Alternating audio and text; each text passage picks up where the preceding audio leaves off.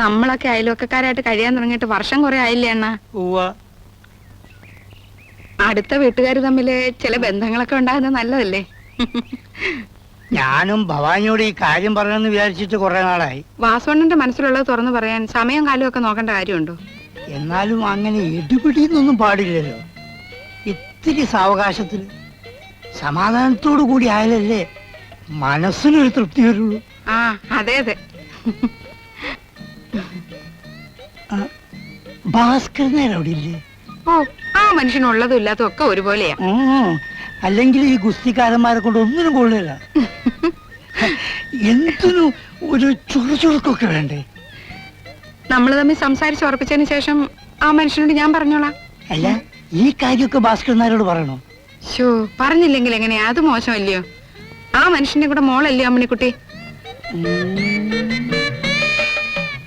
അല്ല, അത് അമ്മണിക്കുട്ടിക്ക് എതിർപ്പൊന്നും ഉണ്ടാവില്ലല്ലോ.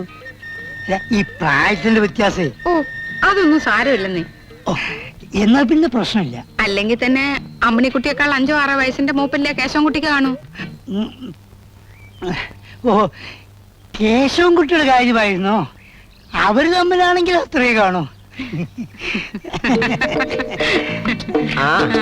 ഞാനറിയാതെ രണ്ടുപേരും കൂടി അതോടെ ഉറപ്പിച്ചോ? ആ, വാ ഇരിക്കി. ഒരുവിധം അങ്ങനെ ഉറപ്പിച്ചു വന്നതായിരുന്നു. സ്വല്പം അങ്ങോട്ട് മാറിപ്പോയി. അങ്ങനെ മാറിയൊന്നും പോണ്ട. സ്ത്രീധനത്തിന്റെ പ്രശ്നമാണെങ്കിൽ 25 പവന്റെ സ്വർണവും 40,000 രൂപയും ഞാൻ തരും.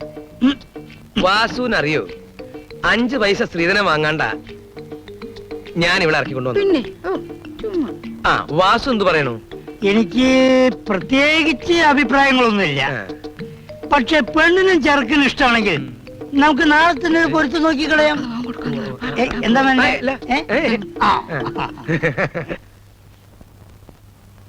ഈ പുരപണിയും കല്യാണം എന്നൊക്കെ പറയണേന് അതിനൊക്കെ ഒരു സമയമുണ്ട്. സമയാവുമ്പോ എങ്ങനെയായാലും നടക്കും. കേശവൻകുട്ടി നമ്മൾ വിചാരിക്കുന്ന പോലെ ഒന്നും അല്ല. അവന്റെ കൈ പൂത്ത പണമുണ്ട്. കേശവൻകുട്ടി നമ്മുടെ മരുമോനായിട്ട് വരണത് നമ്മുടെ മോളുടെ ഭാഗ്യം തന്നെ. ശരിയല്ലേ? അതിരിക്കട്ടെ, അമ്മണിക്കുട്ടിയോടും ചോദിക്കണ്ടേ? എന്തിന്? നമ്മൾ പറയണു, അവള് കേൾക്കണു. എല്ലാം അവളുടെ നന്മയ്ക്ക് വേണ്ടിയല്ലേ? ആ, അത് ശരിയാ.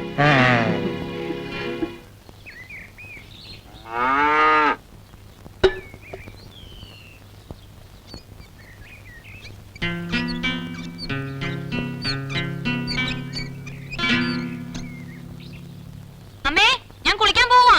ആ, വേഗം ഇഞ്ഞ് വരണേ.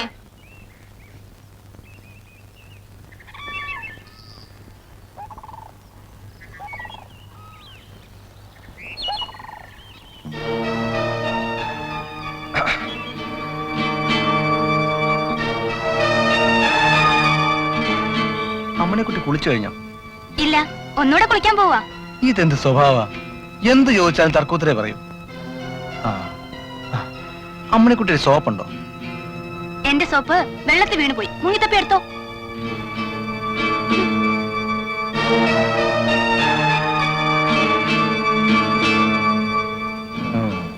ദിവസം ഞാൻ മുങ്ങിത്തപ്പുന്നുണ്ട്.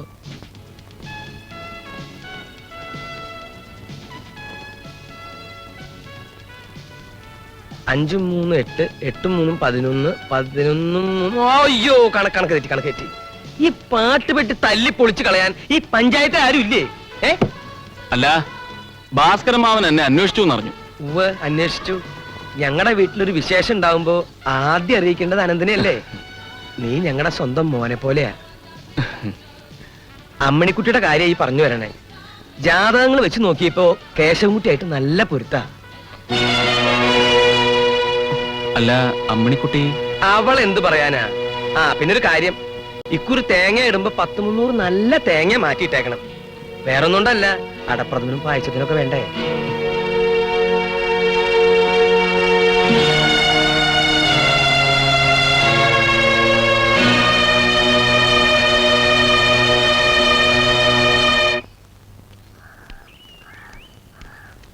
ഒന്ന് വേഗം എഴുന്നള്ളുണ്ടാ.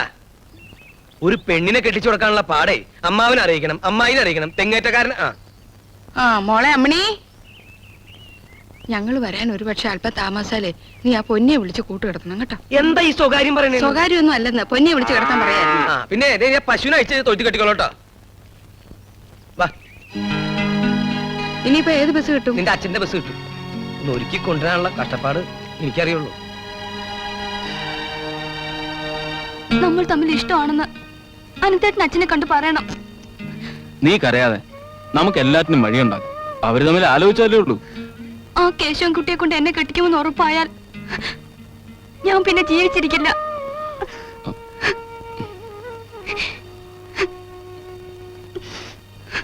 നേരെ ഒരുപാടായി.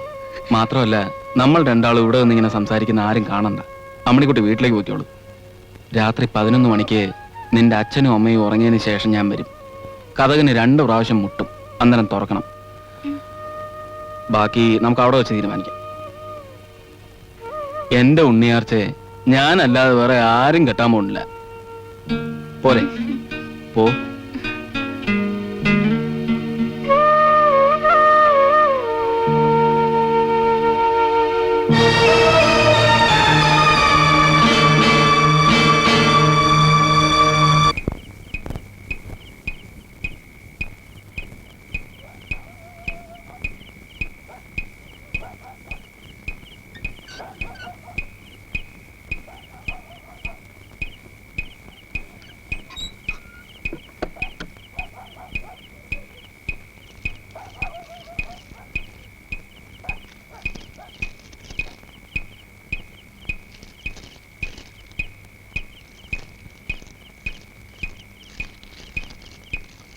കുഞ്ഞെ, എന്താ ശങ്കര?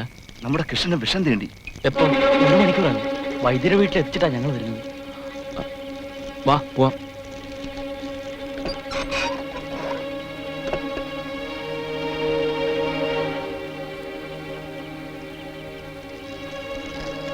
ഇവൻ ഈ രാത്രിയിൽ എവിടെ പോവാ?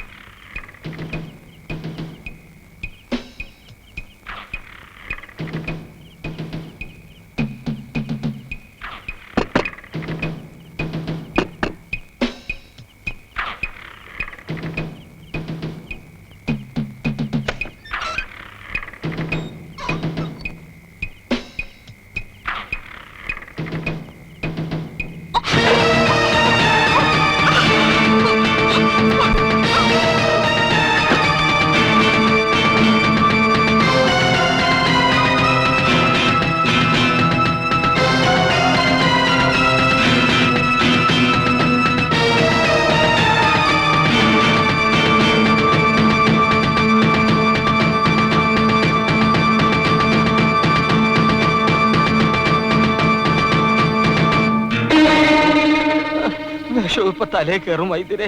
തലേ കയറാണ്ടിരിക്കാനാണ് വിഷക്കല്ല് വെച്ചത്. വിഷം വലിച്ചെടുത്ത ഉടനെ കല്ല് താഴെ വീഴും. അനന്ത രാജവമ്പാല കടിച്ചാണെന്നാണ് വൈദ്യര് പറയുന്നത്. അയ്യോ അയ്യോ, ഒന്നും സംസാരിക്കണ്ട. ഇപ്പൊ വിഷം ഇറങ്ങി തുടങ്ങിയെന്നാണ് തോന്നണേ അനന്ത. ഇത്ര വേദന. ഉറങ്ങാൻ അനുവദിക്കരുത്. ഉറങ്ങിയാ വിഷം ഇറങ്ങാൻ ബുദ്ധിമുട്ടാ. അനന്ത, ഇതൊന്ന് പിടിച്ചാട്ടെ. ഞാൻ പോയി ഒരു മരുന്ന് എടുത്തുകൊണ്ട് വരാം. ഇതും പിടിച്ചോണ്ട് ഉരല് പോലെ നിക്കാതെ ഇവിടെ ഇരുന്ന് വീശിത്ത അനന്ത. അയ്യോ അയ്യോ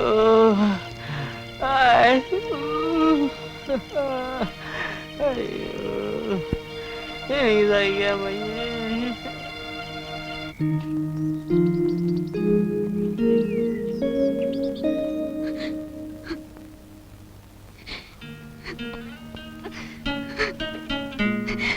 അമ്മണിക്കുട്ടി,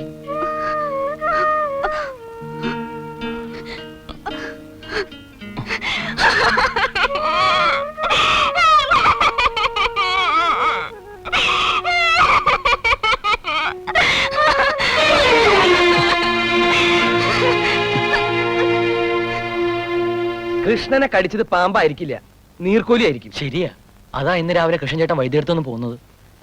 ഞാൻ ഇതുവരെ പറഞ്ഞില്ല എന്നേ ഉള്ളൂ. എന്തിനാ ഞാൻ എന്നെ തന്നെ വെറുതെ ഇങ്ങനെ പൊക്കി പറയണേ? പണ്ട് ഞാൻ കോട്ടയത്ത് ഗുസ്തിയും കഴിഞ്ഞ് രാത്രി മടങ്ങി വരുമ്പോ നമ്മുടെ ആ കൈതക്കാട് ജംഗ്ഷനിൽ വെച്ച് എന്തോ ഒന്നിന്റെ പുറത്ത് ഞാൻ ചവിട്ടി. ഞാൻ പിന്നെ കാലുയർത്താണ്ട് അമർത്തിയൊരു തേപ്പങ്ങോട്ട് തേച്ചു. തീപ്പെട്ടി ഉരച്ച് നോക്കുമ്പോ ഏതാണ്ട് അവിടുന്ന് തൊട്ട് ദിപിടം വരെ നീളം. വിശ്വസിക്കോ? ദീ കനം ഒരു മൂർക്കം പാമ്പ് ചത്തു മലന്നു. പറഞ്ഞ വിശ്വസിക്കോ? ഇല്ല. വിശ്വസിക്കില്ലേ? എന്റെ മതി, നിന്റെ ചായ കുടി. അഹങ്കാരി എന്താ നീയൊക്കെ?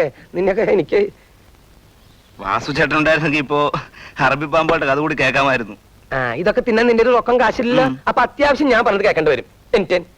എനിക്കിടാ നീ. നിങ്ങൾക്ക് എന്തെങ്കിലും സംശയം ഉണ്ടാ? ഇല്ല. അല്ല ഉണ്ടെങ്കിൽ ചോദിച്ചോ. സംശയമില്ല. ഈ നാട്ടുകാരെ ഉണ്ടാക്കാൻ പറ്റുമെന്ന് ഞാനൊന്ന് നോക്കട്ടെ.